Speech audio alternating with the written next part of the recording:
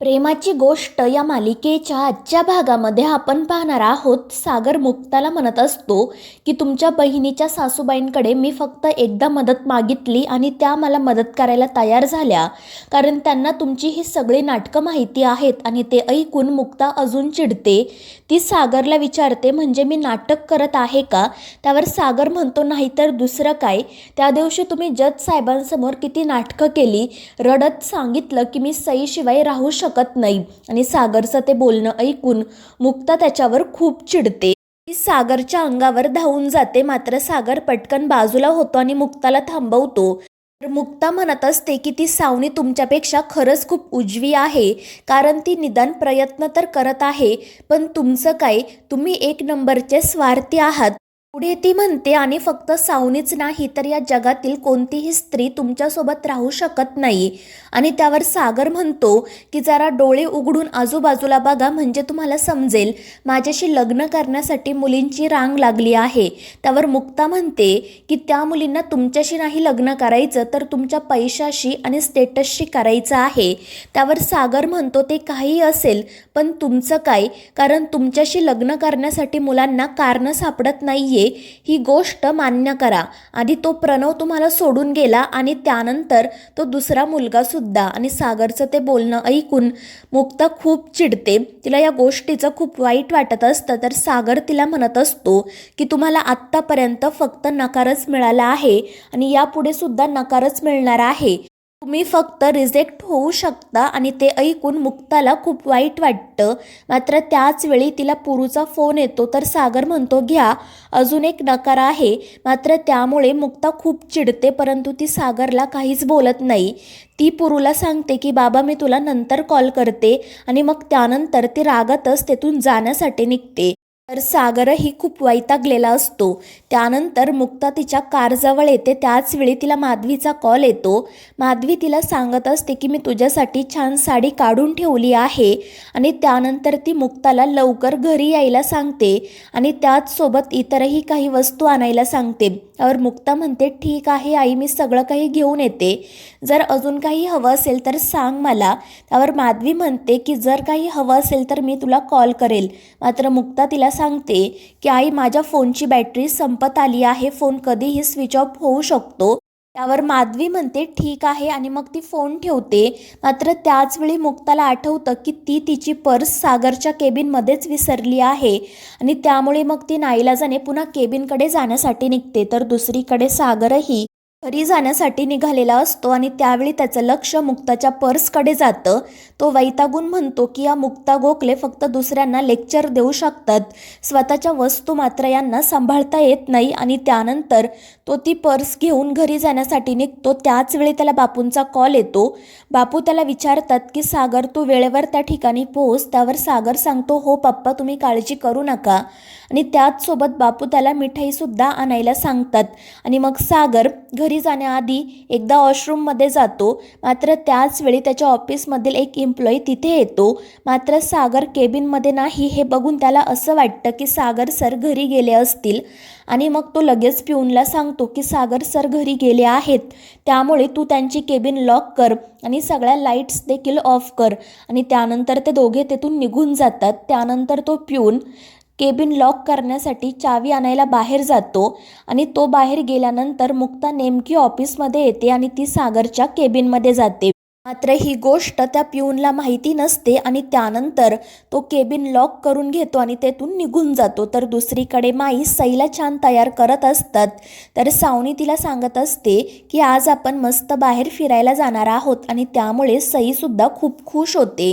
त्यानंतर सावनी तिला विचारते की मी तुझ्यासाठी जी पार्टी ऑर्गनाईज केली होती ती तुला आवडली का? त्यावर सई हो म्हणते. त्यामुळे सावनी खुश होते. त्यानंतर सई तिला विचारते की मम्मा पप्पासुद्धा आपल्यासोबत येणार आहेत का? मात्र ते ऐकून सावनी म्हणते की नाही, तो का आपल्यासोबत येईल, त्याला तर तुझ्यासाठी वेळसुद्धा नाही आहे. आता फक्त तू, मी आणि हर्ष अंकल फिरायला जाणार आहोत. मात्र ते ऐकून सई नाराज होते. ती म्हणते की मला मुक्ता आंटीकडे जायचं आहे. आणि ते ऐकून सावनी वैतागून म्हणते की जोपर्यंत या सईची कस्टडी मला मिळत नाही तोपर्यंत ही जे काही म्हणेल ते ऐकावंच लागेल. आणि मग ती सईला सांगते, ठीक आहे मी तुला मुक्ता आंटीकडे घेऊन जाते, मात्र तिथे गेल्यानंतर आपण पार्टीत किती मजा केली हे तू तिला सांगायचं. आणि त्यावर सई म्हणते ठीक आहे आणि ती सावनीला पिंकी प्रॉमिस करते. मात्र सावनीला ते काही करता येत नाही आणि ते बघून माईंना हसू येतं. मात्र सावनी चिडून म्हणते की मला जर आत्ता येत नसेल तर काय झालं, मी ते शिकून घेईल. आणि मग त्यानंतर ती हसतच म्हणते की काही झालं तरी सईची कस्टडी आम्हालाच मिळणार. तर दुसरीकडे मुक्ता सागरच्या केबिनमध्ये जात तिची पर्स शोधत असते. तर इकडे तो प्यून ऑफिसमधील लाईटसुद्धा ऑफ करतो आणि घरी निघून जातो. आणि त्यानंतर सागरही वॉशरूममधून बाहेर येतो. मुक्ताला बघून तो चिडून म्हणतो की ही घ्या तुमची पर्स, तुम्हाला फक्त लोकांना लेक्चर देता येतं, स्वतःच्या वस्तू मात्र सांभाळता येत नाहीत. आणि ते ऐकून मुक्ता पुन्हा त्याच्याशी वाद घालायला सुरुवात करते आणि मग ती रागातच बाहेर जाण्यासाठी निघते. मात्र तिला दरवाजा उघडत नाही. ती जोरजोरात दरवाजा उघडण्याचा प्रयत्न करत असते आणि ते बघून सागर म्हणतो की हा काही प्लेनचा दरवाजा नाही आहे, त्यामुळे जरा हळू. त्यावर मुक्ता म्हणते हो का, मग तुम्ही प्रयत्न करा. आणि मग सागरही दरवाजा उघडण्याचा प्रयत्न करतो, मात्र त्यालाही दरवाजा उघडत नाही. तर मुक्ता हसतच त्याच्याकडे बघत असते आणि मग सागरच्या लक्षात येतं की पिऊन त्यांना लॉक करून घरी निघून गेला आहे. त्यामुळे तो लगेच काही लोकांना कॉल करण्याचा प्रयत्न करतो, मात्र कॉलही लागत नाही. तर मुक्ता त्याला काय झालं आहे ते विचारत असते. त्यावर सागर सांगतो की पिऊन आपल्याला लॉक करून घरी निघून गेला आहे, ऑफिसमध्येही दुसरं कोणीही नाही. आणि ते ऐकून मुक्ता खूपच घाबरते. ती म्हणते की मला घरी जायला उशीर होत आहे, तुम्ही काही करा आणि प्लीज हा दरवाजा उघडा नाही तर तोडून टाका. त्यावर सागर तिला शांत करत म्हणतो की तुम्ही थोडा वेळ गप्प बसता का, दरवाजा तोडणं काही सोपं आहे का. तर मुक्ता पुन्हा दरवाजाजवळ जाते आणि मोठमोठ्याने त्या प्यूनला आवाज देत असते. मात्र सागर तिला गप्प बसायला सांगतो आणि त्यानंतर तो मिहिरला कॉल करण्याचा प्रयत्न करतो, मात्र त्याच्या मोबाईलला रेंज नसते. आणि ते बघून मुक्ता खूप वैतागते. ती म्हणते की हे कसलं घाण ऑफिस आहे तुमचं, इथे तुमच्या मोबाईलला रेंज नाही, लाईट नाही, प्यून नाही, कसे काय तुम्ही CEO ऑफ द इयर झालात. आणि त्यामुळे सागर खूप चिडतो. तो मुक्ताला म्हणतो की प्लीज तुम्ही थोडा वेळ गप्प बसा आणि मला काहीतरी विचार करू द्या. आणि त्यानंतर तो पुन्हा दरवाजा उघडण्याचा प्रयत्न करतो, पण काही उपयोग होत नाही. दुसरीकडे माधवी पुरूला सांगत असते की मी मुक्तासाठी एक छान साडी काढून ठेवली आहे. मात्र पुरू म्हणतो की साडीचा अट्टहास नको करू, जर तिला ड्रेस घालायचा असेल तर घालू दे, कारण मुक्ता कशी दिसते हे त्या लोकांना माहितीच आहे. आणि ते ऐकून माधवीला आश्चर्य वाटते. ती म्हणते की त्यांनी मुक्ताला बघितलंय का. त्यावर पुरू पटकन म्हणतो की नाही, पण त्यांनी आपल्या मुक्ताचं सोशल मीडिया अकाउंट चेक केलं आहे आणि त्या गोष्टीवर माधवीचा सुद्धा विश्वास बसतो. तर दुसरीकडे इंद्रासुद्धा बापूंना त्या मुलीबद्दल अनेक प्रश्न विचारत असते. तर बापू तिला फक्त इतकंच सांगतात की मुलगी खूप सुंदर आहे, मात्र ते मुलीचं नाव इंद्राला सांगत नाही. तर दुसरीकडे माधवीसुद्धा पुरूला त्या मुलाबाबत सगळं काही विचारत असते. पुरू तिला सगळं काही सांगतात, मात्र त्या मुलाचं नाव काही सांगत नाही.